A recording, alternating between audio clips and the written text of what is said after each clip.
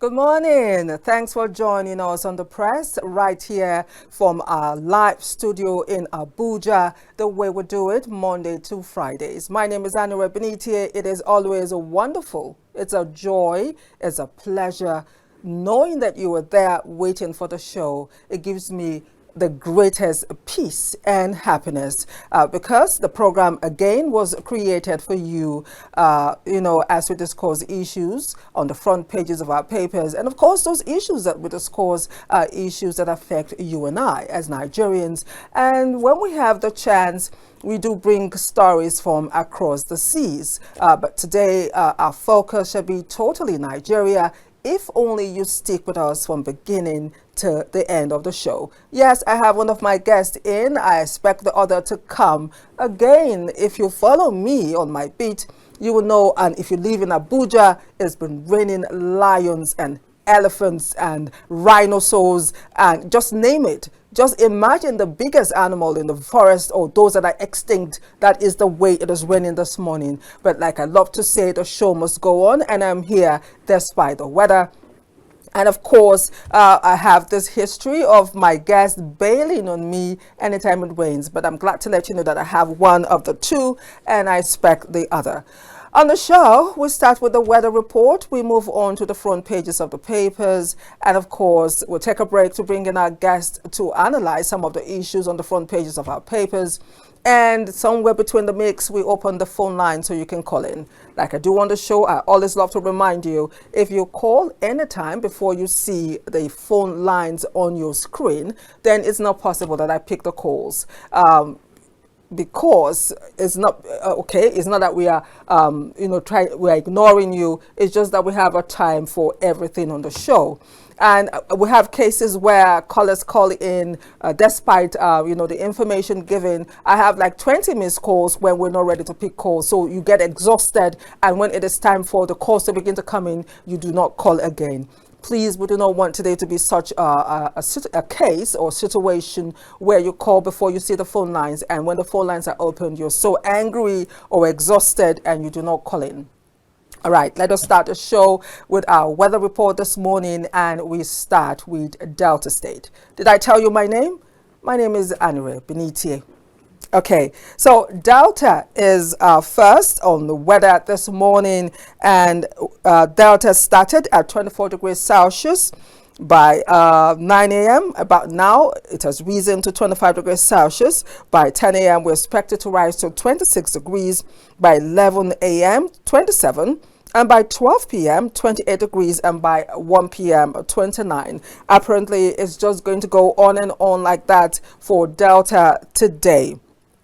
Cloudy conditions are expected, although rainy conditions will start around 2 p.m. with wind gusts up to 12 miles per hour.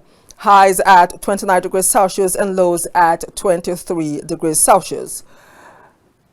And away from Delta, let us go straight on now to Bayelsa. Bayelsa this morning also started at 24 degrees Celsius by 9 a.m. About now, it is 25 degrees. By 10 a.m., it will rise to 26. By 11, 27 degrees. 12 p.m., 28. It will maintain same status by 1 p.m. And only God knows what will happen after 1 p.m. But this is what we have for Bayelsa this morning. Rainy conditions are expected around 2 p.m. also, with wind gusts up to 14 miles per hour. Highs at 28 degrees and lows at 23 degrees. Away from Bayelsa, let us go on now to Port Harcourt. Port Harcourt this morning, there will be drizzles there. Drizzling expected. Cloudy conditions are expected around 10 a.m. Wind gusts are up to 15 miles per hour. About now, it is raining in Port Harcourt, just like it is in Abuja, at 10% of rain right now at 25 degrees Celsius. By 10 a.m., is expected to rise to 26. It will maintain the same for 11 a.m. but will rise further to 27 for 12 p.m. and 1 p.m. But the rain percentage will differ at 35% at 12 p.m. and 40% at 1 p.m. Okay, away from Port Harcourt, let us jet off now to Imo. Imo is 24 degrees at daybreak. It was 24 degrees at daybreak. Now, by this time, 9 a.m., it's 24 degrees, same, but will rise to 25 degrees by 10 a.m. However, by 11 a.m., it's expected to rise to 27, 12 p.m., 28, and by 1 p.m., it will maintain the same status.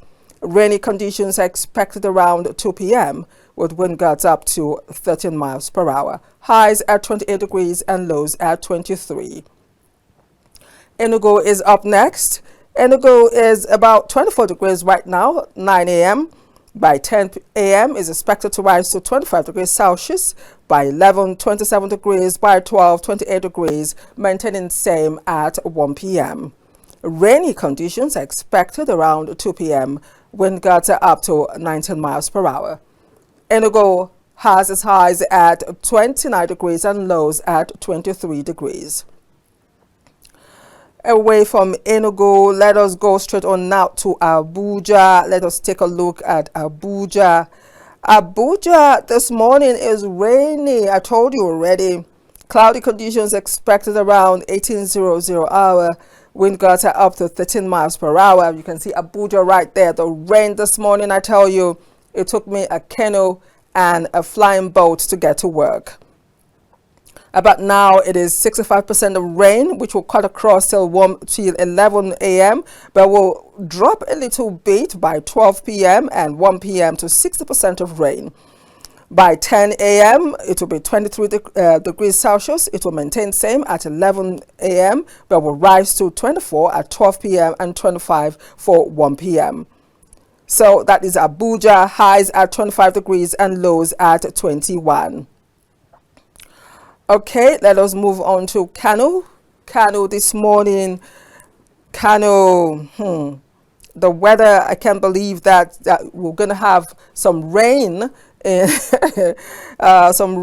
Kano today. It started raining already in Kano by 9 a.m. About now, it is 23 degrees Celsius. It will rise to 25 for 10 a.m. By 11 a.m., it will be 26 degrees. By 12, 27, and by 1 p.m., 28. Cloudy conditions are expected around now, with wind gusts up to 10 miles per hour. Highs at 28 degrees Celsius and lows at 22. Away from Kano, I know we have Kaduna somewhere. Let me quickly look for Kaduna. There you have it. Kaduna is up next. Rainy conditions will continue all day in Kaduna. Wind gusts are up to 11 miles per hour. Right now in Kaduna, it is 60% of rain at 22 degrees. By 10 p.m., it will rise to 23 degrees, maintaining the same 60% status of rain. By 11 a.m., 23 degrees. By 12, 24, maintaining same for 1 p.m. But the rain will decrease by 1 p.m. to 55%. Highs at 25% and lows at 21. All right, this morning we have the weather report for Benue. Benue this morning, cloudy conditions are expected around 1500 hour. That's about 3 p.m. Okay, right, if I'm correct. Wind gusts are up to 15 miles per hour. About now, it is 24 degrees Celsius in Benue at 45% of rain. By 10 a.m., it is expected to rise to 25 degrees at 40% of rain. By 11, 26 degrees at 35% of rain. However, at 12, it will rise a notch up to 27 degrees at 40% of rain. It will rise to 28 by 1 p.m., but fall in a percentage of rain to 35 degrees. Highs at 28 degrees and lows at 23. We have Jos this morning also, away from Kaduna. Let us go straight on, or from Benue, I beg your pardon. Let us go on now to Jos this morning. Cloudy conditions are expected around 1700 hour. Wind gusts are up to 7 miles per hour in Jos. Highs at 23 degrees Celsius and lows at 18 degrees. Meanwhile, it is 19 degrees right now in Jos. By this time, 9 a.m., at 40% of rain. By 10 a.m., it's expected to rise to 20 degrees at 40% of rain. 11 a.m. 21 degrees, 12 p.m. 22 degrees, and 1 p.m. 23. And it's just going to go on and on like that. The rain percentage wise will rise 5% up to 45% by 1 p.m. and I expect that the rains will just go on and on like that. Okay, we've just been told that we have Lagos. Lagos just popped up. Let us go back now and take Lagos. I was actually looking for Lagos. We have Lagos right now. Rainy conditions are expected around this time in Lagos, around 9 a.m. Wind gusts are up to 70 miles per hour. But right now in Lagos, it is 25% at 15% of rain. 25 degrees at 15% of rain. By 10 a.m. is expected to rise to 26 degrees, maintaining the same 15% of rain, which will cut across to 1 p.m. But by 11, it's expected to rise to 26 degrees Celsius. By 12, 27, maintaining the same for 1 p.m. So there you have it, our weather report this morning. If your state was mentioned, most of the states this morning is going to be very rainy. You already know that Abuja this morning is something else, I tell you. Rainbows, shower cabs, raincoat, canoe, just name it, everything to get to work and make it happen. All right, let us move on now as we are done with our weather report to our newspaper front pages this morning. And this morning, what better way to start than to begin with Vanguard? I was actually looking for Punch, but I have a Vanguard right here. So let's take a Vanguard newspaper this morning. And it says, PDP zones presidency to South, says APC won't play fair. That's our front page this morning of the Vanguard. We have riders this morning. Let's see if my old weary eyes can pick up these tiny fonts. Says retains existing zoning arrangements, confirms Damagun, national chairman. Says APC can't play fair. We didn't micro zone leadership position, says Governor Dewey. And now NWC signed letter to INEC. Enugu play to Taraba governors not defecting to APC, says Mohammed. Zoning presidential ticket to South too late, Wike's aide tells PDP. All right, we have more on the front page of the Vanguard. Above the mast, Premium Trust Bank meets 200 billion naira capital requirement. That's on business away from politics. Family Lagos hospitals clash over patients withheld remains, ICU charges. Away from that, 5 journalists among 20 killed in Israeli strikes on Gaza hospital. That's a very sad one. That's on the international fort. That story continues on page 8. Okigwe massacre. Police go after assassins. That's on page 11. Crisis looms in varsities over salary structure review. This is going to be our focus of discussion this morning on the press. We do want you to be part of the show. So when the phone lines are open, you too can have your say. All right, let us go on. State of the Nation. Minister Ezekwesili clash at NBA Confab. And on sports, 2026 WCQ, Eagles good enough to beat Rwanda, South Africa, Lowell. All right, that is the front page. I think we have another story. Just international syndicates exploit security gaps to steal crude, says NNPCL boss. That's an old story. Okay, let us move away now to this day newspaper. This day newspaper says Jonathan Obi PDP as party's next zones presidency to South. Wike has been vindicated, says media aide. Damagum confirmed substantive national chair. Above the mast, NUPRC, Nigeria's crude oil production rose 10% year on year to 1.71 million barrels per day in July. NMPC's Ojulari says syndicates exploit security gaps to steal Nigeria's oil. Of course, this day also has the Israeli strike story where Reuters, AP, Al Jazeera, other journalists in Gaza were killed. All right, still on this day, at Made in African CDS Summit, Tinubu pushes for new African defense doctrine. In 1 week, INEC's online pre-registration hits 1,379,342. And Lagos State, like I learned, is one of the states at the forefront of registration. So we advise, please go out and do the needful. Okay, away from this day, let us move on now to the Daily Independent. The Daily Independent newspaper, excitement over 35G wanes as it faces investment challenges.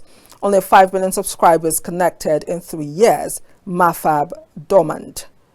Right, that is more or less like a business story.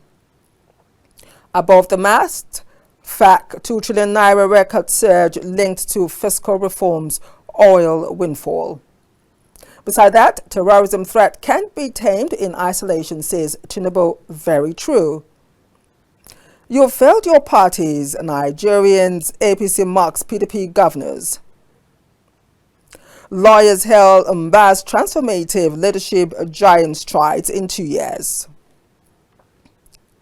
We've reduced crime by 80%, invested in infrastructure, education. Mba, to deny your transformative leadership will be sinful.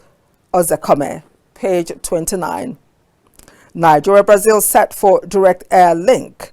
Tinubu Keyamo sign Barca in Brazil. PDP governors tackle ADC for criticizing their Zamfara meeting. PDP zones 2027 presidency to south, chairmanship to north. Confirms Damagum as substantive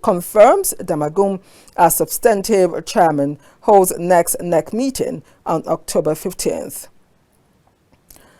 San, who accuses federal government of introducing salary disparity in varsity system. Page 6. Okay, away from the Daily Independent, up next is the Leadership newspaper. Leadership is also on politics. The discriminant lines is the PDP story. PDP's zoning of presidential ticket to South sparks comments. Federal government signs Barca agreement for direct flights to Brazil. The Leadership also has the story.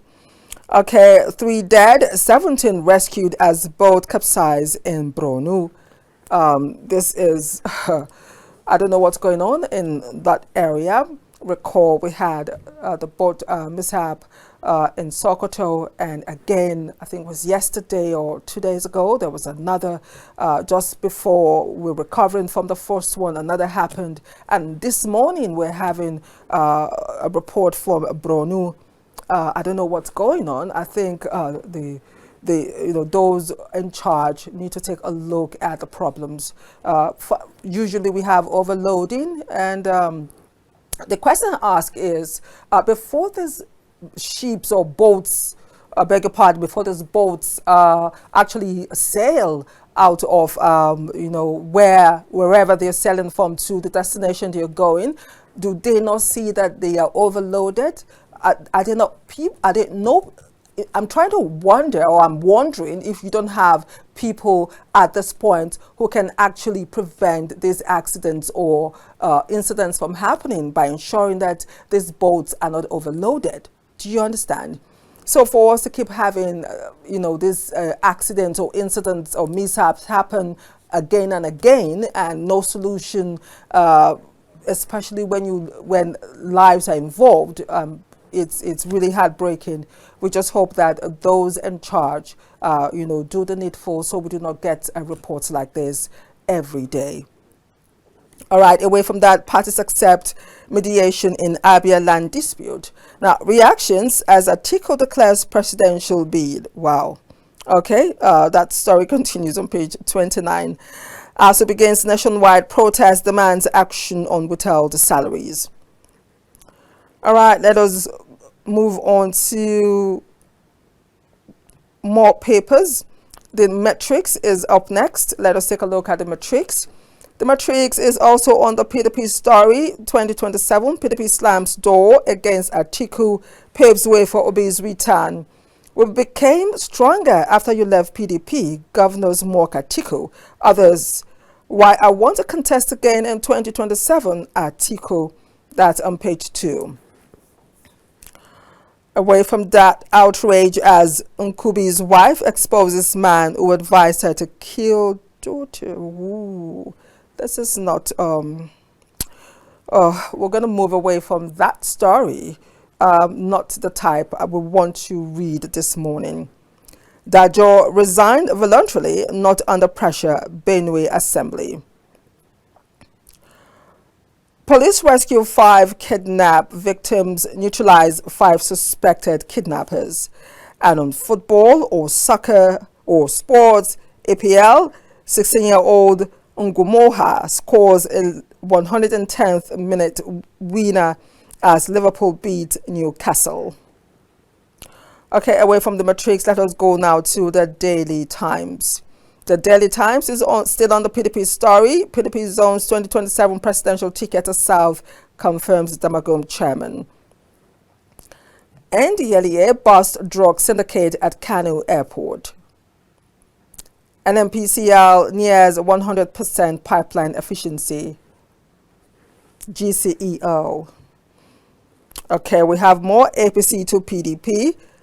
2 governors. Let me get this again. APC to PDP governors. You failed yourselves, party citizens. Page 2. Tinubu aviation minister signed landmark BASA agreement in Brazil. NIMET DG6 climate smart PPP to end agro-infrastructure development risk. Page 4. WHO 47 African countries kick off health ministers regional forum. All right, let us move on now to the News Direct, Nigerian News Direct this morning. The Nigerian News Direct still has the PDP story.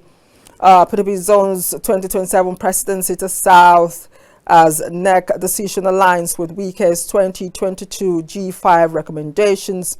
Ex-presidential candidate warns of parties' disunity, constitutional risks. Nigerians have already rejected PDP, says the APC. Race for new Awujale begins as Ogun governor meets with kingmakers. Away from that, Governor Adeleke behind local government workers' continued strike, withheld allocations in Osun, APC alleges. FinTech 2025, Fidelity Bank set to host strategic panel on unlocking capital. Next to that, international syndicates behind crude oil theft in Nigeria, Ujulari. All right, we have more papers. Let us take a look at The Guardian as they pop up. That's the way I'm going to read it this morning.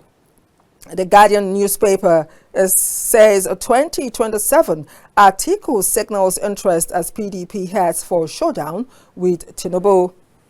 Page 6. Above that, U.S. defends new social media vetting for visa applicants.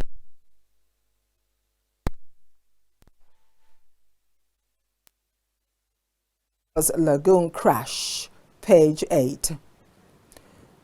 795 financial institutions among 1,369 firms facing data breach probe. Southwest leads in new voters exercise as Southeast records lowest turnout.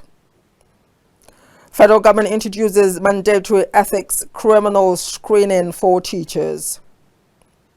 ICPC recovers 1.1 billion naira from Kano official as state dismisses claim. Manufacturers lament as return of FOB levy causes a stir. Okay, let us go to the Voice of Liberty. The Voice of Liberty this morning, Northern patients running out, ACF warns federal government. Federal government warns of flooding in 9 northern states. Why Obasanjo hated Buhari, Garba Shehu. Federal government, state governments building flyovers to nowhere while people starve. Pat Utomi. I'll take that again. Federal government, state governments building flyovers to nowhere while people starve. Pat Utomi. No investor will trust a nation where politicians control the courts. Jonathan.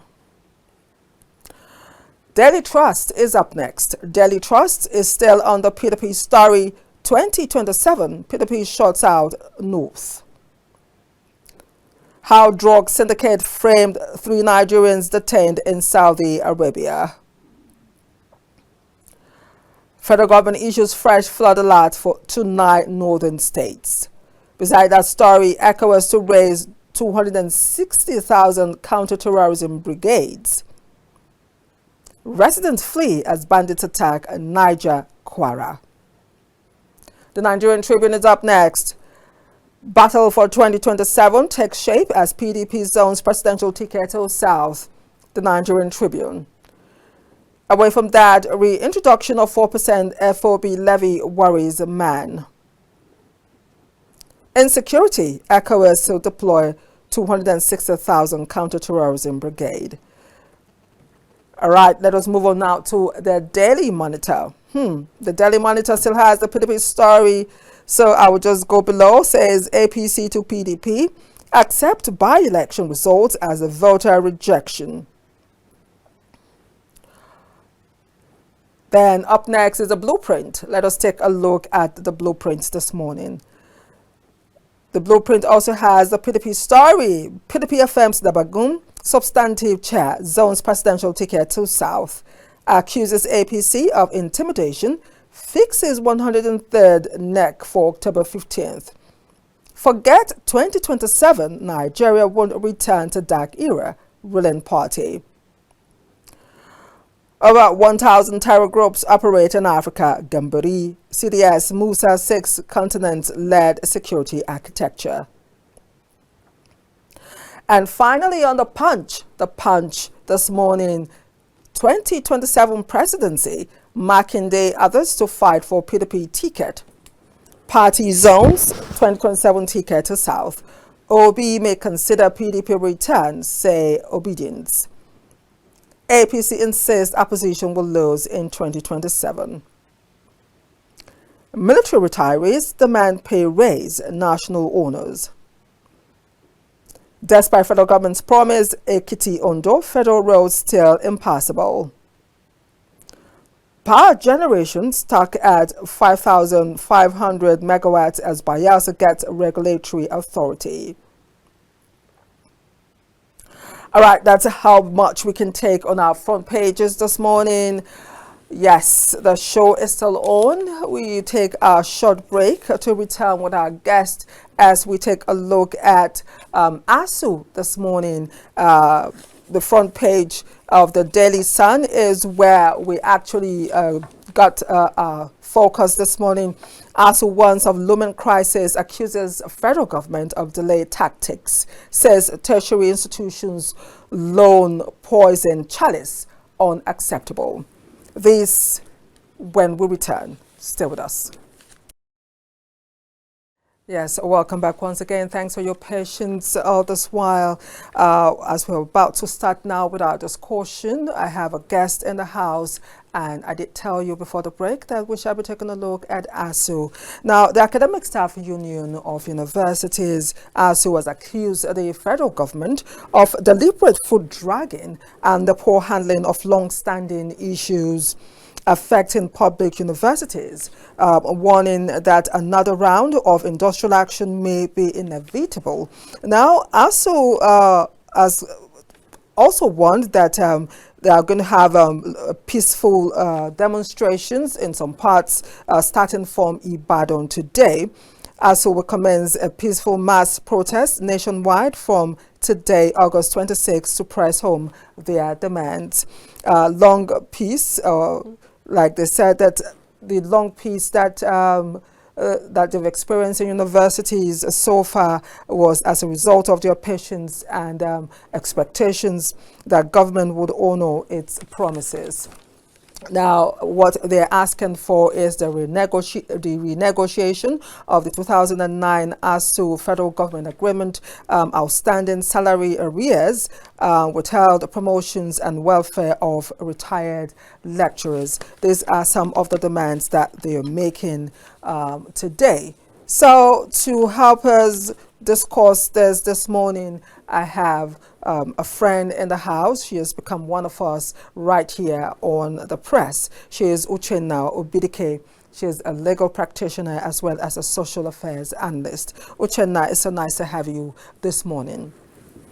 Usually when it rains heavily, my guests bail on me. I'm glad to let everyone know that you were here. I'm also very happy that you could make it, but the other guests also couldn't make it this morning. Musa, Maman, Kuntagra, wherever you are, if you're watching the show, I don't know why you're not here, but I'll assume it's because of the weather. But again, I appreciate you for even accepting to come on the show. We didn't determine how the weather was going to go today, but it is what it is. So our focus this morning is ASUU. The Daily Sun clearly gives a clear detail also of what is expected as ASUU warns of looming crisis, accusing the federal government of foot dragging and of course not attending to long-standing issues on ground. It just goes on and on. As a student, a one-time student in Nigeria, I was supposed to graduate in 4 years. I ended up graduating in 5 years, all because of ASUU. I remember the longest break we had for like 4 to 5 months, only for us to get to school for 1 week. We went straight to write our exams, and I don't know, it was a shocker to me. That moment, I can relive that moment in my head, being at home for like 5 months, ASUU strike, getting to school, thinking and wondering where we were going to start from, only for the lecturers to tell us we were writing the exams. Barely, not even up to 2 weeks after resumption, we were in class writing examination. And we all know as Nigerians the problems that come when we hear situations like this, not just for the universities, but for students as well as parents. So, Uche, you've been grinning from ear to ear, and I know you have a lot to say. So let us start. ASUU's warning of a looming crisis, and of course telling the federal government to wake up to its responsibility, and is not something that we all wish would happen, but that's what we're having. I want your reaction to this this morning. Thank you so much, and it's always a pleasure to be here. Now, what ASUU is doing is not crying wolf. ASUU is not crying wolf in this instance. What we are seeing is a familiar pattern. For decades now, ASUU's negotiation with the federal government has always followed a similar pattern. You have the promises, you have delays, partial implementation, then crisis. Now, the federal government always waits until the system is at the brink of collapse before it takes action. To me, and respectfully, that is not negotiation, but delayed tactics. Now, when this happens, what do we see? This results in lost academic years. We have demoralized students and lecturers who pay the price. And I'm in no way saying or implying that the federal government has not taken steps or made efforts towards addressing these issues. But, and I will place an emphasis on the but ad hoc responses without plans for sustainability are only half-baked and would always result in one thing, will yield the same result, crisis. Now you ask yourself, what is at stake? The stakes are enormous. They are very enormous. We have loss of academic years. We have student brain drain in the country, in the educational sector, where you have lecturers and students fleeing. abroad, you have over-dependency on foreign education. You have public trust in the federal government further plummeting. Now, the federal government has to treat education as an investment and not as an expense. They have to do that. Why are we having all these strikes? What is the root cause of all the strikes? It is the federal government's neglect or failure to address the issues or resolve the issues which ASUU has always raised. What are these issues? Issues about funding, infrastructure, and welfare. So until the federal government starts treating education as an investment, we will always have the cycle where students and lecturers have to suffer. That is the problem. So the federal government has to deal with this with plans aimed at sustainability and not just ad hoc responses. A fair brigade approach, and after that, we don't hear from them again until we are at the brink of another crisis. It cannot work like this, and it is not sustainable. It is not sustainable. Thank you. Yes, indeed. So you have it. We've started the show proper. We do want you to stick with us all through the show. When we open the phone lines, we'll try as much as possible to open the phone lines early enough so you can call in and be part of the conversation. Now, let's take a look at the expectation, what ASUU is asking for. Even before I reel it out again, at the top of the question is asking if it's too much of ASUU to demand such from the federal government. Renegotiation of the 2009 ASUU federal government agreement, outstanding salary arrears, withheld promotions, and welfare of retired lecturers. These are some of the demands that ASUU is making. And the question I'm asking is, definitely you've taken a stand.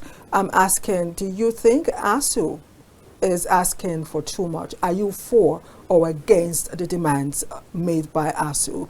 Really, if my other guests had been here, we'll now have an exchange of ideas and responses and reactions on it. But today the spotlight is on you, so I would want you to take a stand. Same question I would have asked both of you. Take a stand on the issue, for or against. The demands that ASUU is making is something that is impossible for the federal government to fulfill. And again, the ASUU alleging the foot dragging by the federal government. Why do you think that is? So it's like a twin question.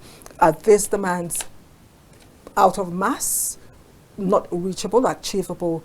And of course, if you agree or disagree with all of this. Okay. Whenever ASUU resorts to these strikes, it is because the federal government has consistently broken their agreements. Just imagine that we're in 2025 and the 2009 agreement has not been implemented. Imagine running a university system where you have the libraries outdated, where you have labs lacking equipment or staff welfare ignored.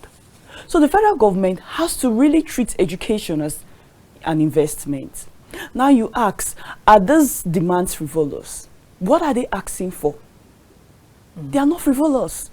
They are asking them to honor their past agreements. And this is like how many years later? Almost 20 years later. This is not right. Because if the federal government continues to do this, the students will continue to suffer. What is ASUU asking for? Funding, welfare, infrastructure. These things are not things that the federal government cannot address. Yes, when these strikes go on, students continue to suffer. Students suffer, they are the receiving end. But a decaying educational system will also make the students suffer more. So we have to look at the root cause of all these issues, which is the neglect by the federal government. Their neglect and failure to address the issues, all the pending and arising issues. These issues are not things that the federal government cannot tackle. They are not frivolous, they are not unreasonable. They are very reasonable and logical demands that the federal government can reach and meet. But they have decided to treat education as an expense and not as an investment. And that's why we find ourselves here. We have all been through this, and decades later, we still have these issues arising in our nation.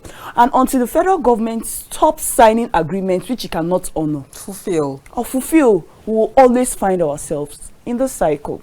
Now it's strange because ASUU now have said that the relative peace that they've experienced so far in our public universities is as a result of their patience and the expectation. It is really, you know, taking using myself as a yardstick for trying to understand what is on ground.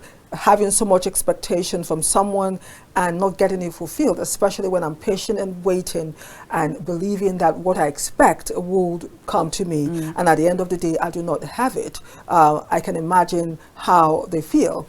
Someone was telling me about how he had to wade in the last ASUU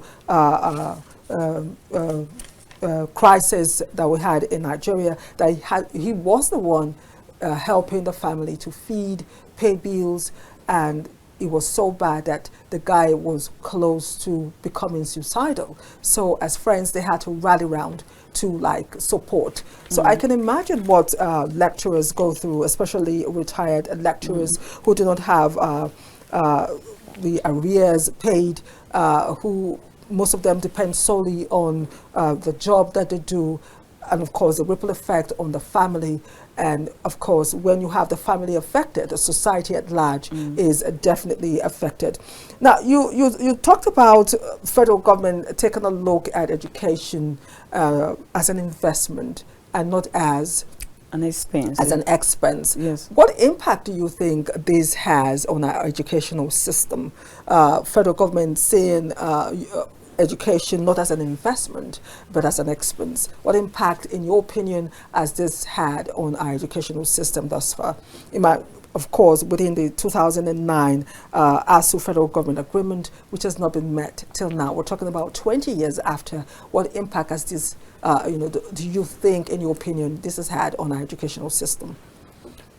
By the federal government's refusal to implement the 2009 agreement, we are feeding a cycle of unemployment and brain drain in the nation. We are feeding a cycle of underskilled graduates. We are making or causing our students to lose academic years, very painful academic years. We have situations where people have to stay at home doing nothing. And we always know that an idle man is a devil's workshop. In fact, this is a matter of national security. It is not, yes, it's an educational problem, but it's also a matter of national security, because an idle mind is a devil's workshop. When people are home doing nothing, what do you expect them to do? At that stage, they cannot be employed because they are not graduates. We know how the Nigerian employment system is. You have to be graduated unless you have a skill. Are provisions made for skill acquisition for our undergraduates while they are waiting at home for the strike? So these are the issues. The federal government, and we're talking about the youth who are very active and very vibrant. Especially in this time. Yes, especially in these times. There's also the problem of inflation. So people want to hurry up, graduate, and take care of their needs and their family's needs. Because as they are growing, their parents are also attaining the age of retirement.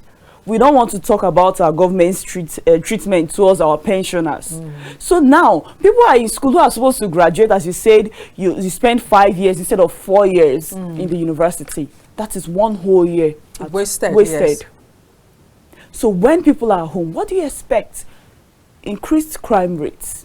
The federal government is trying to tackle cyber crime, fighting against cyber crime. But the issue, the root cause of all these issues, the federal government's treatment towards substantive and fundamental issues. That is the root cause.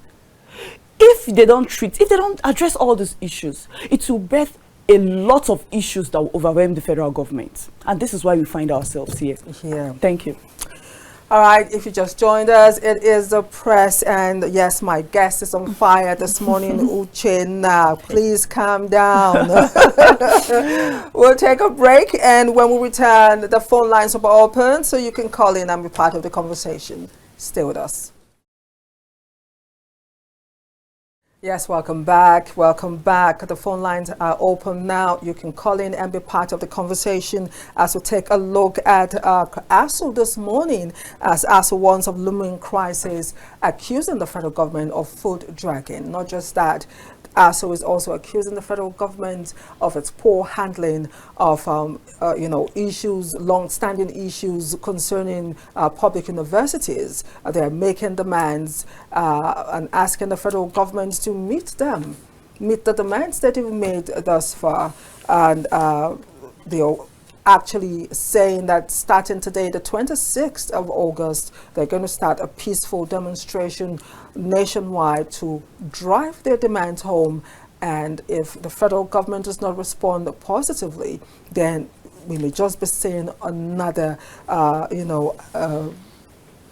crisis on our hands, which we do not want to happen. The reason why we're taking time to discuss the issues this morning. Please call in. The phone lines are right there on your screen, so you can have your say on the conversation. My guest is still here, Uche, who has given us some points why this has become a problem that needs to be tackled by the federal government. She agrees totally with ASUU taking a stance that indeed the federal government appears to be foot dragging and speaking from both sides of their mouth and not actually facing the situation headlong. She talked about public trust. She mentioned students fleeing abroad, which is educational tourism, and of course asking the federal government to see education as an investment and not something else. Now let us take a look at what Nigerians are facing abroad, especially what they're facing in the United States. Recently, we got the report that 60%, was it 60,000 students or 60%? 60,000 students. Look, if the statistics is wrong, I'm not a computer. Please bear with me, but I know there's 60 somewhere have been asked to return home. The United States is warning that if students do not attend classes, if they miss classes, then they will revoke their visas. A lot is happening in terms of what is going on with the visa restrictions that the United States has put in place for Nigerian students. Not just in the United States, I'm just thinking about other countries where Nigerian students, after all the monies spent, as they jet out because of our educational system, only for parents or those who often sponsor themselves to be faced with situations like this, it is indeed heartbreaking. My question to you now is, how do we begin to change the narrative?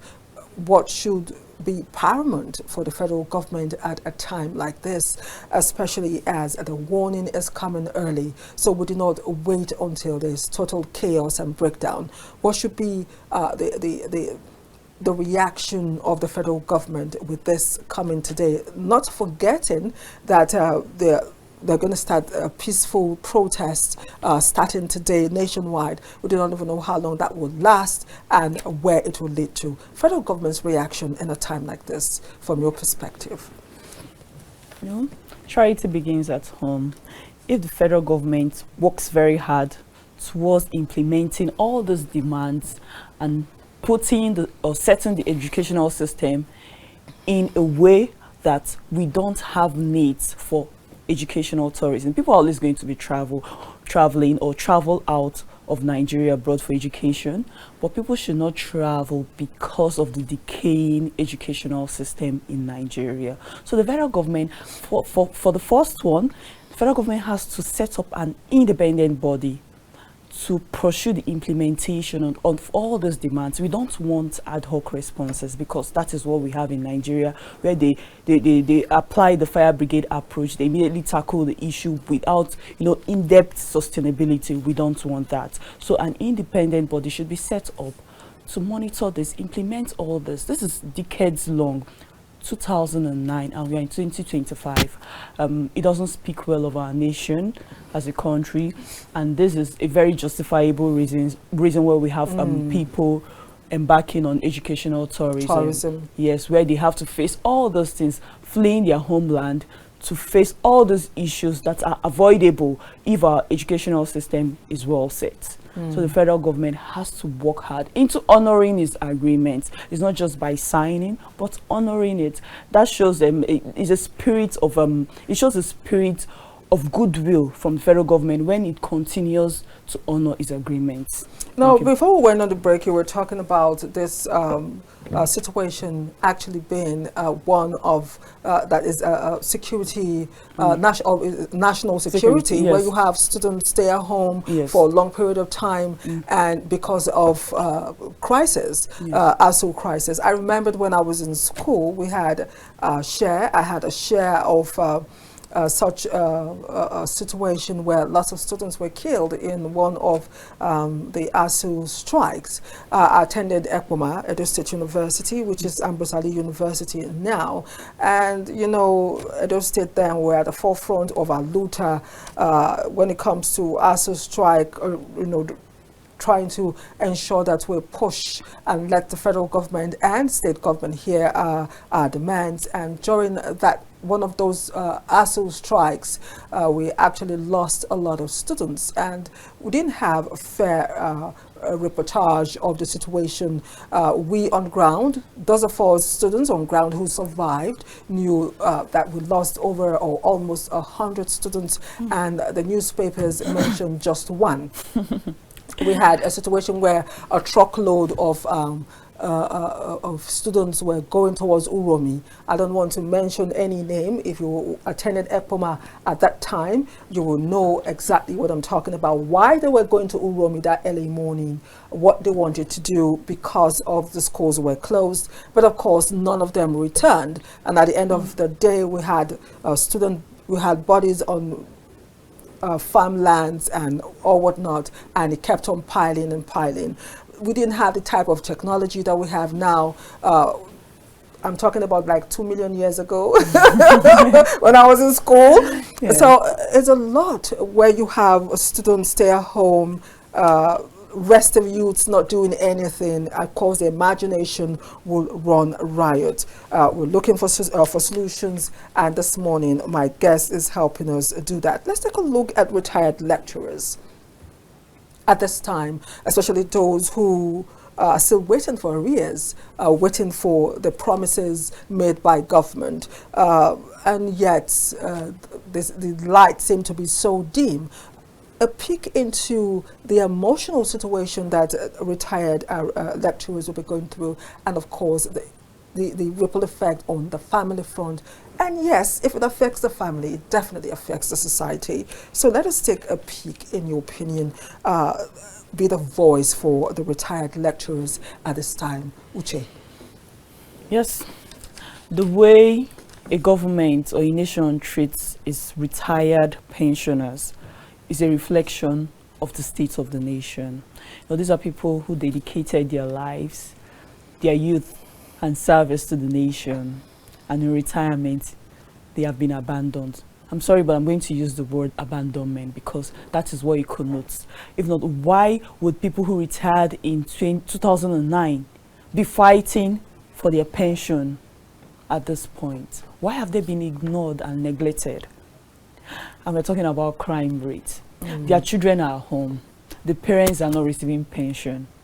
And we're talking about cyber terrorism. They're talking about cyber bullying. What do you expect their children, the youth, to do when they're supposed to be in school? I've mentioned that an idle mind is a devil's workshop. So we'll keep having those issues. People resort to armed robbery if the case demands it, because a hungry man is an angry man. And desperation, when people are desperate, they become desperados. They do anything to survive. Now, look at how the retired lecturers are treated. These are people who have sacrificed in the building up of the Nigerian educational system. These are people who should be honored and revered. But how are they treated? They have been forgotten. So the demands of ASUU are very reasonable and logical. If somebody has failed to fulfill an agreement which is almost 20 years old, you are allowed to be aggrieved. You are allowed to be vexed. And I must say, I must also agree with them that they have been very patient. They have been very patient. This is 2009 to 2025. They have been very patient. So the federal government has to try to honor these agreements in fulfillment of every discussion they've had, not just ad hoc responses where they honor this part. There's partial implementation, there is delay, as we have seen, more than 10 years delay now in fulfilling an agreement of 2009. So if they decide to enter an agreement in 2025, only God knows when they'll honor it. Maybe we'll be fighting for it, or they'll start fighting for it in 2050. And this is not the way forward, Nigeria. Which way, Nigeria? This is not the way forward.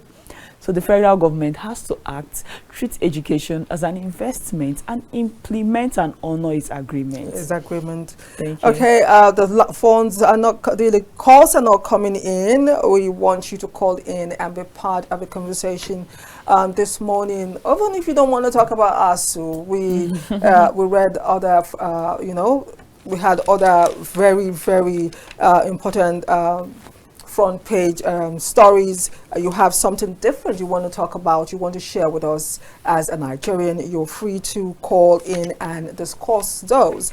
Usually we have a caller who calls from Arochukwu. When he calls in, he goes south of the topic and he just asks his own question and brings up his own topics. Yes. Please call in and be part of the conversation as we take a look at ASUU this morning, as the body warns of looming crisis, accusing the federal government of delayed tactics, of foot dragging, and of not actually attending to long-standing issues the way it should go. We have a call. Hello. Hello, ma. Good morning. What's your name and where are you calling from? I'm calling from Obomosho. I am George Adetunji Adisa. Oh, Obomosho. Thank you so much. Yes. Mr. George, go ahead. Well, we thank God for our guests this morning. Thank you. They have spoken very powerfully the mass of good Nigerians. Their demand is legitimate, honestly. But it's unfortunate that our government will wait until things are so bad. I think they are playing politics with everything. And the kind of politics they are playing is politics of making everybody poor, so that we can go up in hands to beg them for what their right is. I think our sister there has spoken the mind of good Nigerians. And I pray that the government will listen. Are they trying to say that it is when all these people die that they will not come to say the children or post-woman whatever, which is rubbish. They cannot make everybody poor. I mean, these are people who have trained them. So I thank God for your life and for your station. Thank you so much. You have brought this money. You have really educated it's unfortunate that many of the people are to hear this. They will not hear it. I don't know how your message can get to them. You know, like they are listening. They are listening. They are watching. They are listening. So okay. Thank you so much. Thank you, George. I have a lot of money that I want other people to call me so that I can learn too. Thank you so much for this wonderful message. Thank you. Thank you, George. Thank you, Mr. George. Thank you. All right, that was our first caller. Please keep the calls coming in and be part of the conversation this morning as we take a look at ASUU, because the time is winding down. We really want your contribution so we can have your feel of the topic from the other side. So Uche, there you have our guest, our first caller calling to commend you for your pulse on the present situation, speaking the minds of Nigerians, like he said, that you actually spoke the mind of Nigerians. Now, talking about public trust, when we have situations like this, where the federal government make promises and they don't fulfill their promises, one of the offshoot of situations like this is, according to you, public trust, beside a federal government not seeing education as investment, and of course the educational tourism that we experience in the country.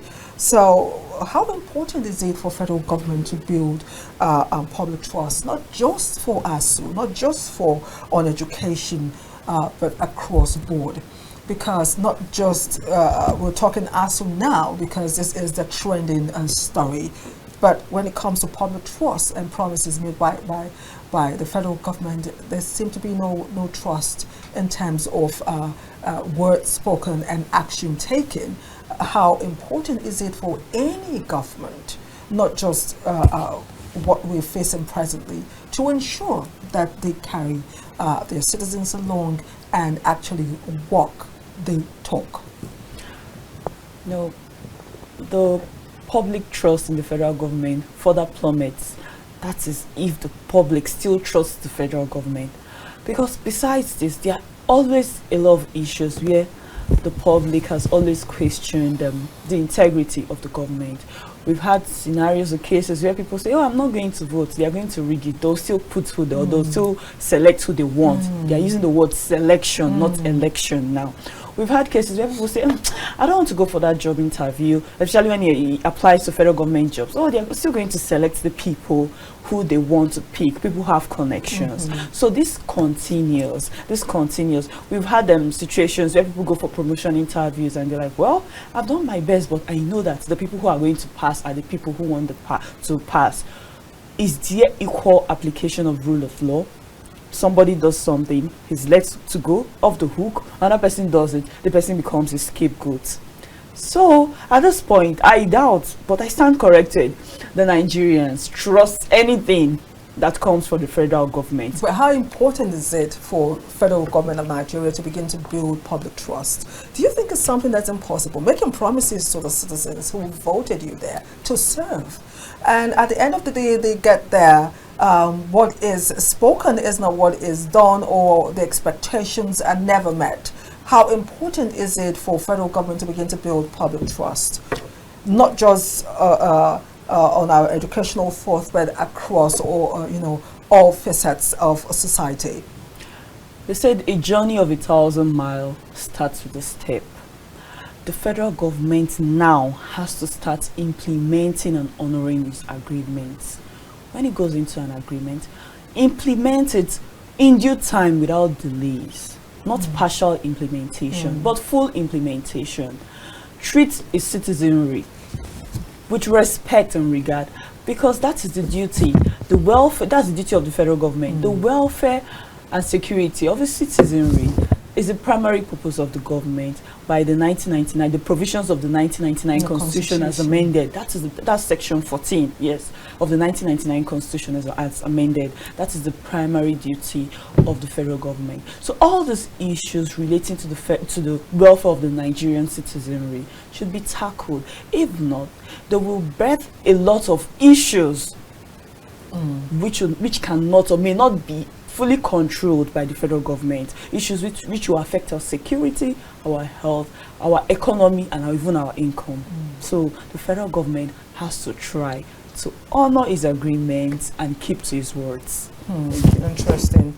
Well, we're almost rounding up on the show this morning. We had just one call. We're expecting to take one more or two if you called in to be part of the conversation. Time is never a friend, and we are almost rounding up. So as we talk about roundup, ASUU.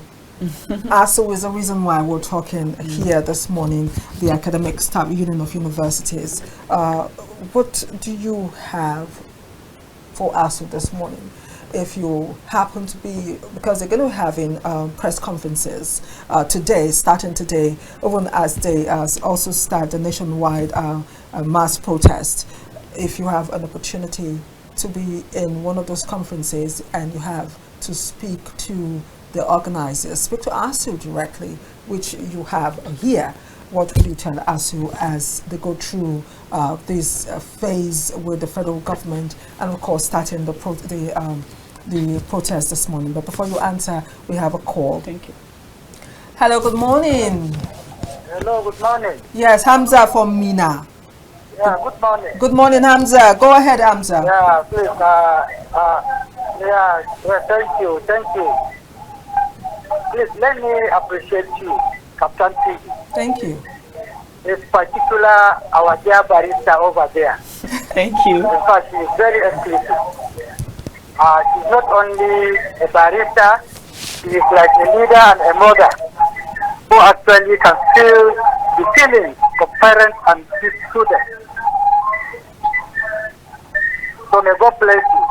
Amen. Amen. Thank you. So, and we hope those that are supposed to listen will listen and act immediately.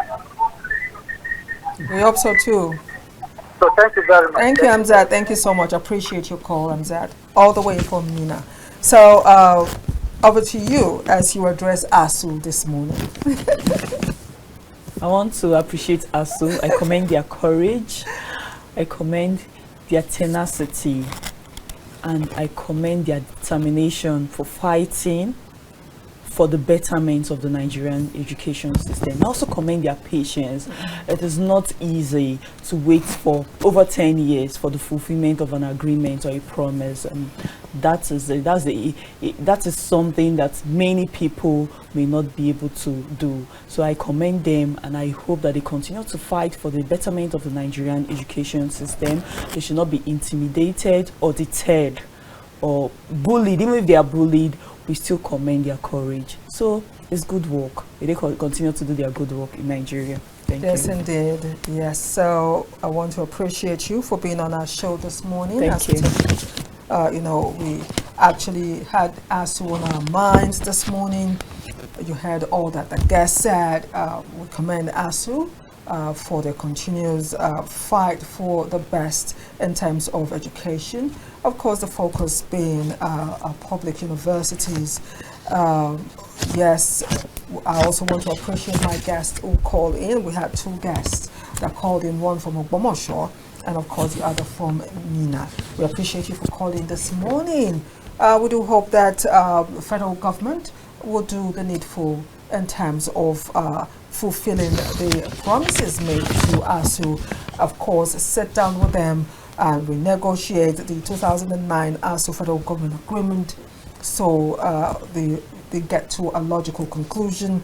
Of course, outstanding salaries, arrears are paid, and especially for those retired lecturers, and without promotions and welfare released to them. We have retired lecturers. There were those that were waiting for their promotion before they got retired. They never came. We're just saying that the federal government should do the needful so we do not get into the crisis, the impending crisis that has been warned may happen if, they do not sit down and make sure that they get to a logical conclusion on this matter. So that is the show this morning. Tomorrow is another date on the press. We'll do that all through Monday to Friday, and we do want you to be part of the conversation come Wednesday on the press, and of course all through the week. Uche, I appreciate you once again for being on the show this morning. It's always a pleasure. Thank you. My name is Anire Binitie. Enjoy the rest of the day. Bye for now.